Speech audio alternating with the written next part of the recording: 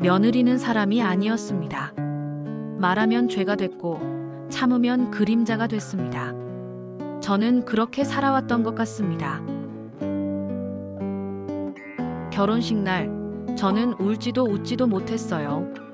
좋은 날이라고들 했지만 그날부터 제 인생에서 좋다는 말은 사라졌죠. 20살이 막 되던 해였어요. 시장에서 천을 접던 저를 본 어느 아주머니가 중매를 놓았고 그렇게 결정된 일이었어요. 그땐 결정이라는 단어는 제게 어울리지 않았어요. 그저 누가 끌면 가는 삶이었으니까요.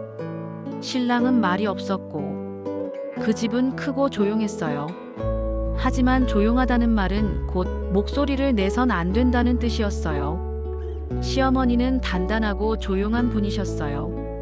아들 셋, 딸 둘을 키우셨고 남편은 집보다 논밭을 더 오래 보던 사람이었어요. 첫날 밤엔 함께 이불을 펴고도 아무 말 없이 등을 돌리고 누웠어요. 그게 어른스러운 건 줄 알았어요.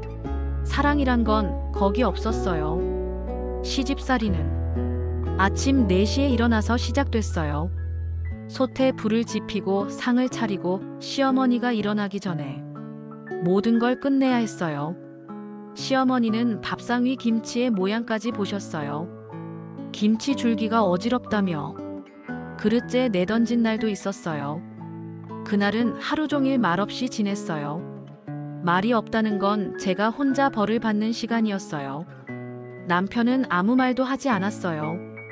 그는 제가 어떤 하루를 보내는지 관심 없었고 저녁이면 손톱 밑에까지 씻겨놓은 밥상만 찾았어요. 그래도 저는 그 사람 밥그릇은 따뜻하게 데워 올렸어요. 그게 며느리의 도리인 줄 알았어요. 명절이 다가왔을 때였어요. 시누이들이 모였고 그중 둘째 시누이는 유독 말을 곱지 않게 했어요. 너는 친정에선 무슨 일만 했냐? 손이 느려 터졌네. 그 말에 아무 대꾸도 못했어요. 시어머니가 바로 뒤에 있었거든요. 그분이 말없이 제 눈을 보시는데 그 한 번의 시선으로 제 입은 굳었어요.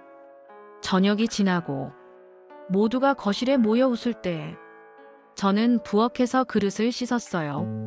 설거지통에 손을 넣고 있으면 울음이 안 나더라고요. 그렇게 저는 그 집의 그림자가 되었어요. 없는 사람처럼 보이되 보이지 않아야 하는 사람. 어느 날은 시어머니가 저를 부르셔서 방으로 들어가라 하셨어요. 조용히 문을 닫으시더니 장롱을 열어 작은 보자기를 꺼내셨어요. 그 안엔 오래된 옷가지와 낡은 공책이 있었어요. 그리고 말씀하셨어요. 이건 큰 며느리가 가져가야 할 게 아니야. 넌 손만 댔다간 뼈도 못 추릴 줄 알아. 그 순간 제 가슴에 돌이 하나 박히는 것 같았어요. 그건 아주 분명한 말이었어요. 넌 가족이 아니라는 말. 넌 이 집의 피가 아니라는 선언. 그날 밤 잠이 오지 않았어요. 이불 속에서 한없이 작아져서 숨을 참는 연습을 했어요. 하루 종일 침묵하고 밤엔 울지도 못하고 그렇게 살아야 하는 게 며느리의 운명이라면 저는 그 운명에서 벗어날 수 없다는 걸 그때 알았어요. 그 집에 시집 온 지 1년쯤 됐을 때 아이를 가졌어요. 그땐 그게 이 집에 완전히 받아들여질 기회라 믿었어요.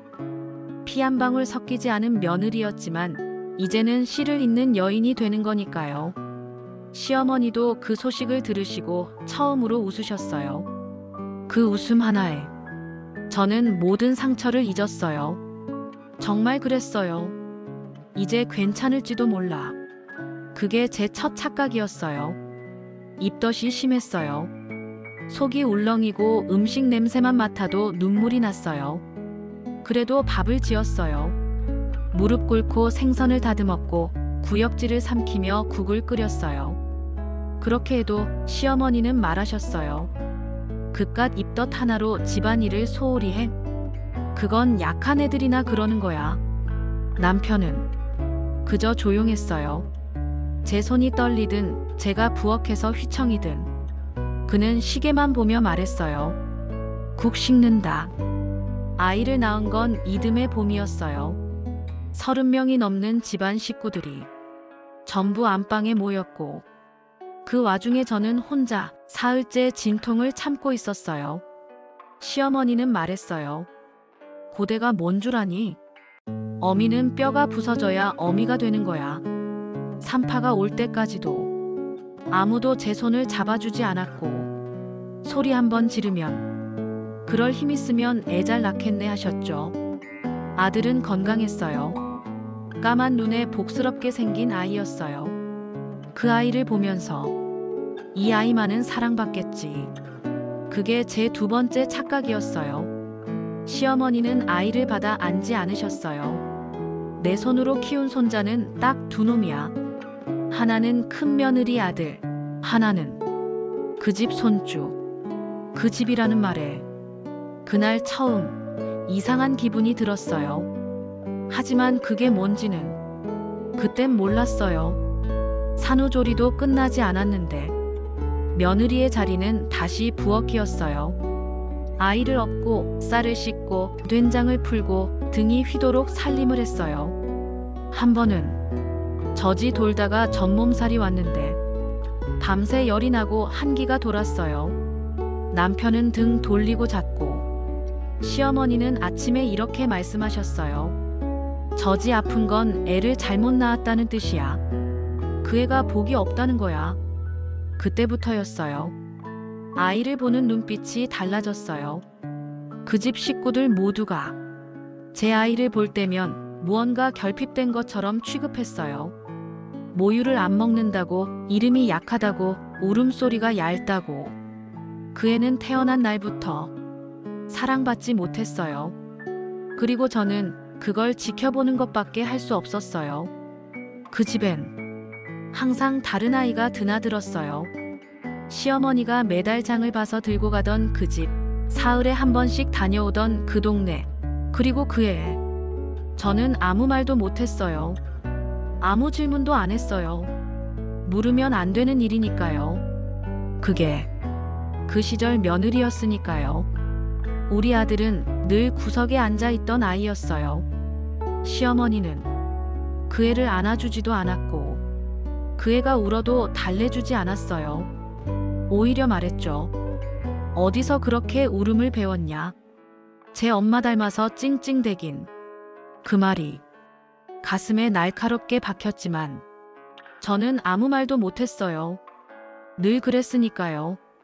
반면 그 집 아이는 대우가 달랐어요.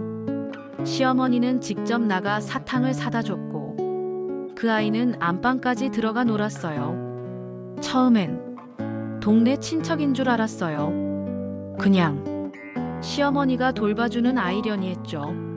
근데 그 아이가 저희 아이보다 남편을 더 잘 따랐어요.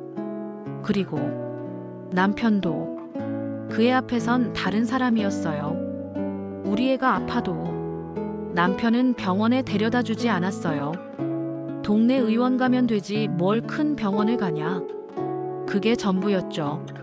하지만 그 아이가 열이 났다는 소식을 들은 날 남편은 밤에 기름을 채우고 트럭을 끌고 나갔어요. 그 아이의 집으로요. 아무 설명도 없이, 아무 죄책감도 없이. 그날 새벽 차가 마당에 들어오지 않았어요. 남편은 그 집에서 하룻밤을 잤고 그 다음날 아침 일이 길어졌어 한마디 남겼죠. 그 말 뒤에 숨겨진 모든 진실을 그땐 감히 생각조차 못했어요. 그저 마음 한편이 싸늘해졌어요. 그리고 우리 아이를 봤어요. 아무것도 모른 채 웃던 그 작은 얼굴이 너무 아파서 저는 애를 안고 마루 끝에 앉았어요. 그날 그 애를 품에 안고 처음으로 울었어요. 소리 내지 않고 그냥 눈물만 흘렸어요. 시집살이란 게 일을 많이 해서 힘든 게 아니었어요. 눈치, 모욕, 침묵, 외면. 그게 진짜 힘들었어요. 특히 가장 괴로운 건 내 자식이 그런 취급을 받는 걸 지켜보기만 해야 한다는 거였어요. 내가 나서면 며느리가 말이 많다 하고 참으면 순환이 만만하다 했죠. 어떻게 해도 답은 없었어요. 그 집 아이가 우리 집 마당을 뛰어다닐 땐 우리 아이는 늘 방 안에 있었어요. 불러도 안 나왔어요. 왜 안 나가 놀아? 제가 물었을 때 그 아이가 했던 말이 아직도 기억나요. 할머니는 그 애만 좋아하잖아. 나는 나가면 안 되는 줄 알았어. 그 말이 제 숨을 먹게 했어요. 그때 알았어요. 그 애는 다 보고 있었구나. 그 조그만 눈으로, 그 조그만 마음으로 누가 누구를 사랑하고 누가 누구를 밀어내는지 다 느끼고 있었구나. 그게 가장 괴로웠어요. 내가 다쳐도 괜찮은데 내 아이 마음이 찢기는 건 도저히 견딜 수가 없었어요. 그날 이후로 마음에 금이 갔어요. 아무도 안 들리게 조용히 금이 갔어요. 그리고 저는 그 집 마루에 앉아 해질녘마다 아이를 안고 한마디도 하지 않았어요. 말이 없어야 살 수 있는 집에서 말하지 않고 살아가는 법을 내 아이에게 가르치고 싶지 않았는데 결국 그렇게 되고 말았어요. 그 집 아이는 점점 더 우리 집 아이가 되어갔어요. 새 옷이 생기면 그 아이 먼저 입었고 장을 보면 시어머니는 그의 목 반찬을 먼저 만들었어요. 그리고 우리 애는 늘 나중이었어요. 안방 밥상은 한 번도 받은 적 없고 마루 끝에 놓인 밥상이 전부였어요. 한 번은 시어머니가 된장찌개를 끓이다가 우리 아이 밥그릇을 보고 말했어요. 쟨 왜 이리 말랐냐? 지가 말라서 그런가 젖도 잘 못 먹더니. 그 말에 남편은 숟가락을 멈추지 않았어요. 그저 고개를 숙인 채 국물만 떠먹었어요. 그 순간 그 집엔 저 혼자뿐이라는 걸 더 분명히 알았어요. 장마철이었어요. 비가 며칠씩 쏟아지고 빨래도 안 마르고 마루도 눅눅해질 무렵 시어머니는 우리 애에게 입을 옷이 없다며 그 아이가 벗어놓은 옷을 꺼내셨죠. 그리고 말했어요. 이건 벌써 물려줘도 되지. 어차피 쟨 오래 못 입어. 그 아이 옷을 우리 아이 몸에 씌우면서 제 얼굴은 한 번도 보지 않으셨어요. 그때 물었어요. 저도 모르게 말이 나왔어요. 어머니, 그 애는 누구예요? 순간 방안이 멈춘 것 같았어요. 남편은 신문을 내렸고 시어머니는 그릇을 내려놓으셨어요. 그리고 단호하게 말했죠. 그건 널 상관할 일이 아니다. 그 한마디에 온몸에서 피가 식는 줄 알았어요. 상관없는 일이라는 말 속에 그 애가 우리 집 아이가 맞는지도 그 애가 누군가의 아이라는 사실도 모두 닫혀버린 느낌이었어요. 그 후로는 묻지 않았어요. 다시는 어떤 것도요. 며칠 뒤 그 아이가 아팠어요. 감기에 걸려 고열이 났고 시어머니는 그 애를 업고 밤늦게까지 돌아오지 않으셨어요. 그날 새벽 문이 열리고 들어온 시어머니는 제 옆을 스쳐가며 말했어요. 쟤는 우리가 지켜야 하래다. 아무나 건드릴 수 있는 애 아니다. 그 말에 손이 저절로 떨렸어요. 마치 우리 아이는 건드려도 되는 애라는 말처럼 들렸거든요. 그 집안에서 제 아이는 점점 투명해졌어요. 있는지 없는지도 모를 그림자 같은 존재가 됐어요. 한겨울에도 솜저고리 하나 입히는데 눈치 봐야 했고 열이 나도 방에 불을 떼달라 말할 수 없었어요. 시어머니는 그 애를 안고 웃었고 남편은 그 애에게 귤을 까줬어요. 우리 애는 그걸 바라보는 법만 배웠어요. 그때 저는 처음으로 마음속에 칼을 품었어요. 말도 못하고 소리도 못 내지만 차가운 결심 같은 게 가슴 깊이 스며들었어요. 이 집에서 내 아이는 지켜야겠다. 누구도 도와주지 않으니 이젠 나라도 있어야겠다고. 하지만 그 결심은 곧 가장 잔인한 현실 앞에서 산산이 부서지게 됩니다. 그날도 저녁상이 차려졌고 모두가 둘러앉아 밥을 먹었어요. 그 애는 시어머니 옆자리에 앉았고 우리 아이는 마루 끝에 따로 앉혀졌어요. 같은 밥인데 그의 밥은 찰지고 우리의 밥은 굳어 있었어요. 같은 된장국인데 그의 국엔 두부가 들었고 우리의 그릇엔 건더기가 없었어요. 그걸 본 아이는 말없이 밥을 밀어냈어요. 시어머니는 고개를 돌리며 말했죠. 쟨 버릇이 없어. 절에서 밥상머리 교육이 중요한 거야. 남편은 젓가락을 놓지도 않았어요. 그 순간 제 안에 무언가 툭 하고 끊어졌어요.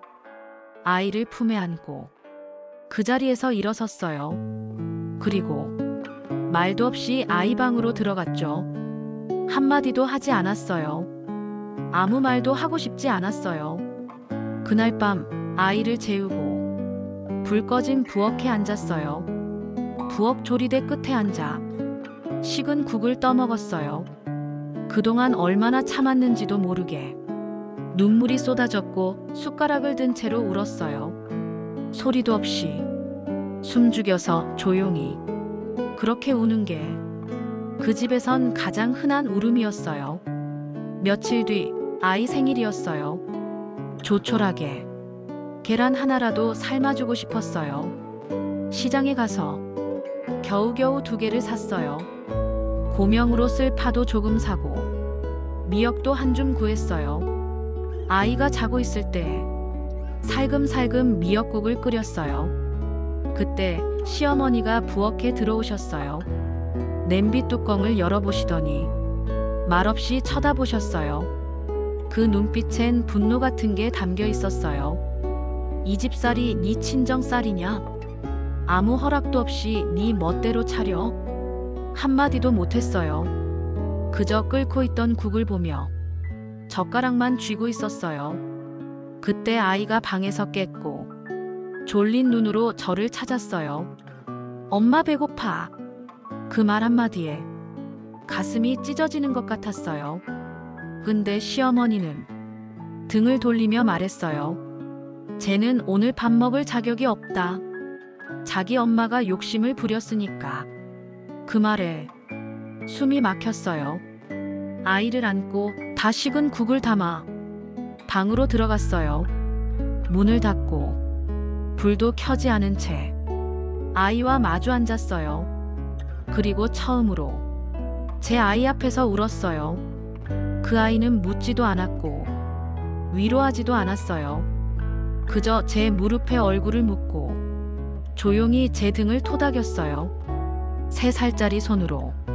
그 작은 손에 엄마의 눈물을 닦던 날, 그날 이후로 저는 웃는 걸 잊었어요. 그 집엔 아무것도 없었어요. 밥을 먹을 권리도, 울 수 있는 자유도, 사랑을 바랄 여유도 없었어요. 오직 참는 법만 있었어요. 그렇게 살아남는 거였어요.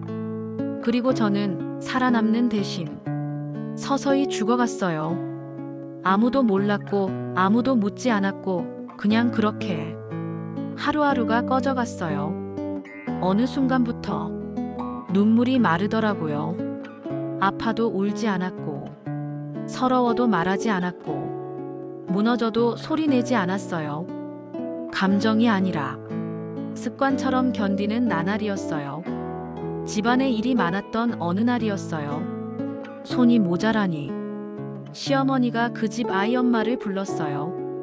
그 여자가 부엌에 들어왔을 때 남편이 무심히 말했어요. 거긴 내가 더 잘 알잖아.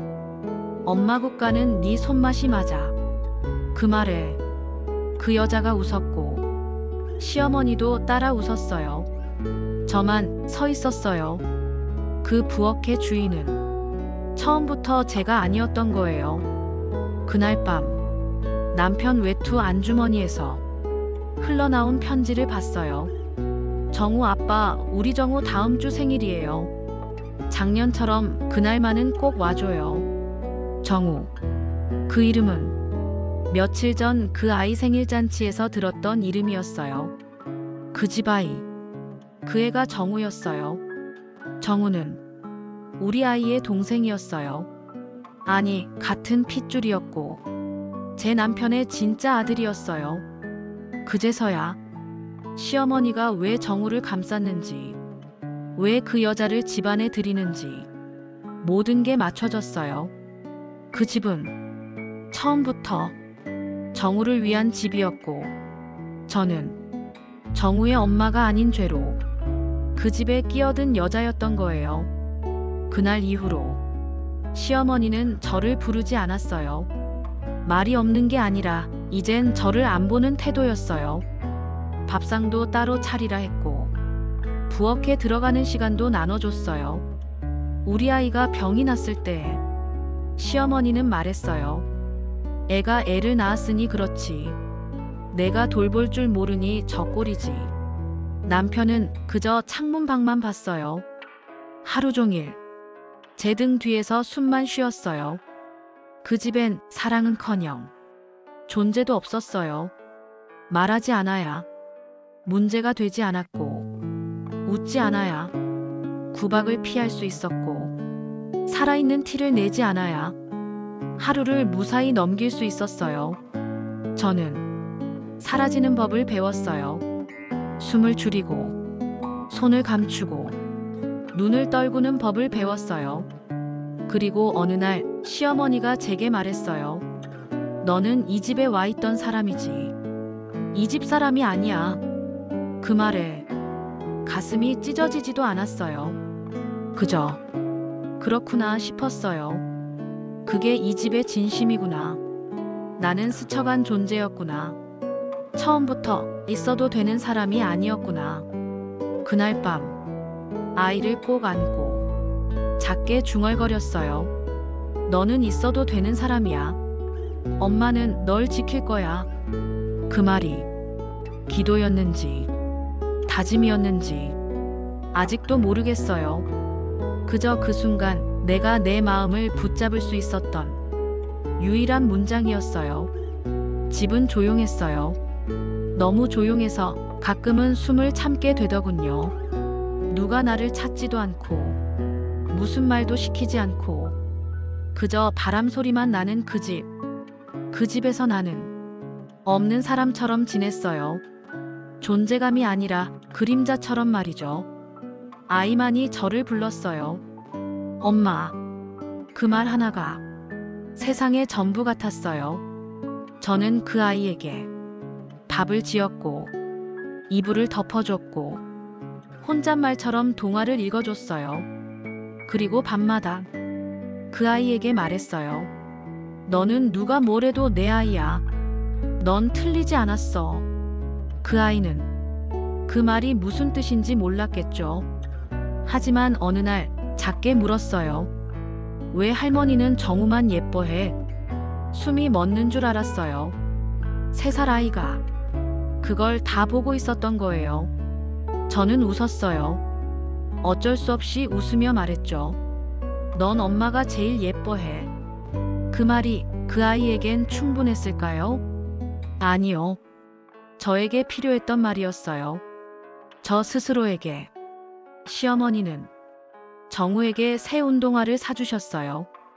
우리 아이는 작은 고무신이 발등을 눌러도 말 한마디 안 했어요. 하지만 그날 저녁 식탁에서 아이의 발등이 빨갛게 부은 걸 보자 제가 말했어요. 아이 신발 좀 바꿔줘야 할 것 같아요. 시어머니는 고개를 돌리며 말했어요. 그건 네 친정에서 사줄 일이지. 그 말에 남편이 젓가락을 멈췄어요. 처음으로 그저 멈췄을 뿐인데 그게 이상하리만큼 낯설었어요. 그날 밤 남편은 술에 취해 들어와 방구석에 앉았어요. 그리고 혼잣말처럼 중얼였어요. 정우 엄마가 애 키우는데 더 잘하긴 해. 그 말에 저는 베개를 껴안고 누운 채 아무 말도 하지 않았어요. 남편은 조용히 이불을 펴고 누웠어요. 그 밤엔 잠들지 못했어요. 서로 아무 말도 없었지만 무언가 금이 간 느낌이었어요. 그날 이후 남편의 행동이 조금씩 달라졌어요. 무거운 짐은 슬쩍 들어주고 아이에게 눈길을 주고 간혹 저녁에 빨리 들어오는 날도 생겼어요. 하지만 그럴수록 더 괴로웠어요. 이건 후회인가? 동정인가? 아니면 나를 지워가던 손이 잠시 멈췄을 뿐일까? 그 작은 변화가 고마워선 안 된다는 걸 알면서도 심장이 흔들렸어요. 시어머니는 그걸 느꼈던 걸까요? 며칠 뒤 모든 식구가 있는 자리에서 말했어요. 이 집은 내 집이고 내 손자는 정우 하나다. 그 말에 정우가 무슨 표정을 지었는지, 우리 아이가 눈을 어떻게 내리깔았는지 아무도 보지 않았어요. 그날 저녁 우리 아이가 제 무릎에 얼굴을 묻고 말했어요. 엄마, 나 사라져도 돼. 그 말에 심장이 찢어졌어요. 그 순간 모든 감정이 되살아났어요. 차갑게 눌러뒀던 것들이 숨을 쉬기 시작했어요. 그리고 그날 밤 저는 가만히 앉아 낡은 종이에 이렇게 썼어요. 내 아이는 죄가 없다. 누구에게도 죄 지은 적 없다. 사랑받아야 할 이유도 존재할 자격도 이미 충분하다. 그게 제가 처음으로 쓴 제 아이를 위한 기록이었어요. 그날 이상한 걸 봤어요. 정우 엄마가 부엌에서 시어머니와 다투고 있었어요. 목소리를 높이지 않았지만 그 표정과 손짓에서 무언가 단단히 틀어진 걸 느낄 수 있었어요. 약속하신 거랑 다르잖아요. 그 말이 들렸어요. 작은 목소리였지만 제 귀엔 명확하게 박혔어요. 시어머니는 정우 엄마를 똑바로 보며 말했어요. 애한테 티 내지 마라. 이 집 일은 내가 알아서 해. 그 말에 정우 엄마는 잠시 말이 없었어요. 그리고 돌아서며 말했죠. 정우가 다 알아요. 그 애도 사람이에요. 그 순간 정우가 이 집에서 어떤 존재인지, 어떤 약속과 교환으로 이곳에 있는지 조금씩 퍼즐이 맞춰졌어요. 정우는 이 집의 보장이었어요. 핏줄이라는 이름으로 감싸진 약속. 정우 엄마는 시어머니에게 아이를 내맡긴 대신 어떤 대가를 받았고, 그게 지금 무너지기 시작하는 거였어요. 며칠 뒤 시어머니는 혼잣말처럼 말했어요. 네가 좀 더 살가웠으면 내가 이런 일까지 안 했을 거야. 그 말의 끝을 묻지 않았어요. 그 끝이 내게 향한 칼일 수도 있고 스스로에게 던진 핑계일 수도 있으니까요. 남편은 요즘 말이 많아졌어요. 엄마도 늙었어. 정우 엄마도 내 뜻대로 안 해. 근데 너는 왜 그때 아무 말도 안 했던 거야? 그 질문에 웃음이 나왔어요. 그때라니. 그 수많은 그때들 중 당신은 단 한 번이라도 나를 본 적 있었나?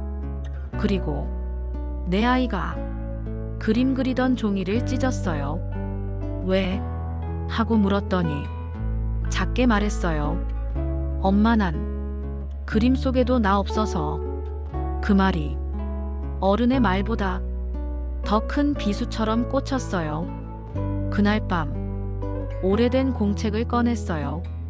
결혼식 날 찍힌 사진부터 아이가 태어난 순간까지 적어둔 기록이었어요. 모두 낡았고 먹은 번지고 종이는 구겨져 있었어요. 하지만 그 속엔 내가 살아온 증거가 있었어요. 말로 하지 못한 삶의 기록. 그리고 그걸 보며 조용히 다짐했어요. 이제 그냥은 못 넘기겠다. 나는 이제 숨지 않기로 했어요. 말하지 않으면 끝도 없다. 참기만 하면 사람이 사라진다. 나는 사라지고 싶지 않아요. 내 아이 앞에서만큼은 그림자가 아니라 엄마로 남고 싶어요. 그날은 평소와 같았어요. 아침을 차리고 마당을 쓸고 아이 손을 씻기고 그저 평범한 하루였어요. 그런데 그 평범한 하루가 무너진 시작이었어요. 점심 무렵 정우 엄마가 집에 왔어요. 시어머니는 말도 없이 그녀를 방 안으로 데려갔고 문을 닫았어요. 그 문 너머에서 익숙한 목소리들이 낮게, 빠르게, 격하게 섞여갔어요. 이게 무슨 약속이냐고요? 정우는 장남인데 왜 숨겨야 하냐고요? 그 말이 벽을 넘어 제 가슴에 박혔어요. 그날 밤 저는 시어머니에게 처음으로 말했어요. 어머니, 저도 아들 하나 있습니다. 그 아이 앞에서 더는 이러지 말아 주십시오. 시어머니는 처음으로 저를 똑바로 봤어요. 그 눈엔 놀람도 분노도 아닌 알 수 없는 감정이 섞여 있었어요. 그리고 말없이 돌아섰어요. 다음 날 남편이 술을 마시고 들어왔어요. 방구석에 주저앉아 말했어요. 내가 정우한텐 미안한 짓 안 했다고 생각했는데 지금 보니까 내가 더 불쌍하네. 그 말에 저는 고개를 들었어요. 그의 얼굴엔 처음 보는 표정이 있었어요. 그리고 그날 밤 그는 아이 이불을 덮어줬어요. 그 손길이 너무 낯설고 너무 늦은 손길이었어요. 며칠 뒤 집에 편지가 왔어요. 정우 엄마가 쓴 편지였어요. 내용은 짧았어요. 이 집을 떠나겠습니다. 정우는 더 이상 이 집을 기억하지 않았으면 합니다. 그 편지와 함께 정우는 오지 않았어요. 시어머니는 며칠을 말없이 지내셨어요. 밥상에서도 마루에서도 그분은 아무 말이 없었어요. 그리고 어느 날 그분이 처음으로 말했어요. 나는 손을 잘못 잡은 것 같다. 그 말은 누구를 향한 후회였을까요? 정우 엄마, 남편, 아니면 제게였을까요? 그 순간 무엇도 묻고 싶지 않았어요. 그날 밤 아이는 제 무릎에 얼굴을 묻고 잠이 들었어요. 그 작은 머리를 쓰다듬으며 처음으로 마음 깊이 확신했어요. 이제 이 집에 내가 말할 자리가 생겼다. 큰 소리도 아니고 고함도 아니고 법도 아니고 그저 말할 수 있는 사람이라는 위치. 그 자리에 드디어 도달한 거예요. 그건 승리가 아니었어요. 복수도 아니었어요. 단지 나는 더는 그림자가 아니고 싶었다는 것. 내 아이에게 엄마는 사라지지 않았다는 걸 남기고 싶었던 것. 그것이면 충분했어요. 그 집은 아무 일도 없었던 것처럼 돌아갔어요. 밥은 여전히 정시에 차려졌고 마당은 조용히 쓸렸고 시어머니는 말이 없었어요. 하지만 모든 게 조금씩 달라졌어요. 아이는 마루에 나와 앉기 시작했고 남편은 묵묵히 신문을 접어놓고 제 옆에 앉기도 했어요. 그건 화해가 아니라 단지 소리 없는 균형의 시작이었어요. 봄이 오고 아이는 7살이 되었어요. 학교 가는 날 첫 교복을 입은 아이가 거울 앞에서 말했어요. 엄마, 나 오늘 웃어도 돼? 그 말에 주저없이 대답했어요. 그래, 이제 웃어도 돼. 그 순간이 이 시집살이에서 내가 처음으로 허락한 기쁨이었어요. 오랜 시간이 지나 아이를 키우며 살림도 지키며 그 집에 저도 어느새 있던 사람이 되었어요. 그 누구도 며느리는 입 닫고 살아야 해라고 말하지 않았고 그 누구도 정우를 다시 데려오지 않았어요. 모두가 조용히 각자의 시간을 안고 흩어졌어요. 어느 해 여름 시어머니가 병석에 누우셨어요. 남편은 조용히 간병을 도왔고 저는 말없이 죽을 끓였어요. 시어머니는 그 죽을 반쯤 먹다가 작게 말했어요. 이제야 알겠다. 그땐 내가 너무 무서웠지. 그 말에 고개를 끄덕였어요. 그게 그분이 최대의 용서였고 나에겐 마지막 눈물이었어요. 장례를 치르던 날 나는 검은 옷을 입고 아이와 손을 잡고 앉아 있었어요. 그 누구도 나를 쳐다보지 않았고 그 누구도 나를 밀어내지도 않았어요. 그게 그 집에서 내가 얻은 자리였어요. 당연한 사람이 되는 것. 그렇게 오래 걸렸고 그렇게 조용히 도착했어요. 지금 그 시절을 돌아보면 하나의 문장이 떠올라요. 나는 그 집에서 살아 있었다. 숨죽여 살았고 말을 아꼈고 눈물을 감췄지만 그래도 나는 끝까지 살아 있었어요. 그리고 이제 내 아이가 묻습니다. 엄마, 그때는 왜 말하지 않았어요? 그 질문에 한참을 머무시다가 작게 대답했어요. 그땐 말이 살아남지 못하던 시절이었단다. 하지만 지금은 말해요. 너는 내 목소리를 내며 살아. 사라지지 말고 숨어 살지 말고 당당하게 있어라. 누구보다 그럴 자격이 있는 아이야. 그게 이 엄마가 겨우겨우 살아남아 너한테 남길 수 있는 한 문장짜리 유산이란다. 오늘의 이야기가 당신 마음에 작은 여운을 남겼다면 조용히 함께 해주세요. 구독과 좋아요, 알림 설정은 이 이야기를 더 오래, 더 멀리 전할 수 있게 해줍니다. 그리고 댓글로 당신의 이야기도 들려주세요. 삶의 어느 순간 우리는 모두 누군가의 이야기였습니다. 우리네 마음을 잇는 이야기, 다음 편에서 다시 찾아뵙겠습니다.